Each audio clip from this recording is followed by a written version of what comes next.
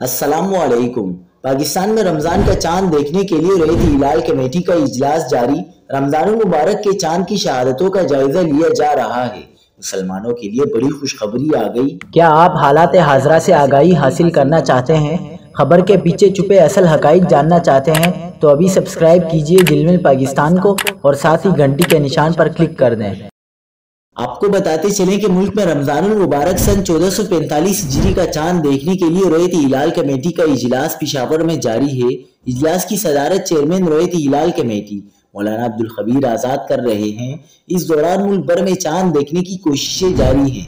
आज शाम रमजानुल मुबारक का चांद नजर आने के चांसेस बहुत ज्यादा हैं।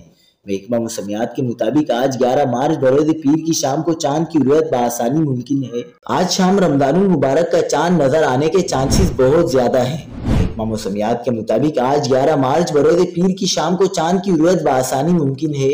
माहिरीन के मुताबिक चांद नजर आने के लिए उसकी उम्र 19 घंटों से जायद होनी चाहिए। आज पीर 11 मार्च की शाम को चांद की उम्र पाकिस्तान के तमाम इलाकों में 28 घंटों से जायद हो चुकी है। लिहाजा इम्कान है कि आज शाम को रमजान का चांद बआसानी नजर आ जाएगा। यूं पाकिस्तान में पहला रोजा मंगल 12 मार्च 2024 को होगा।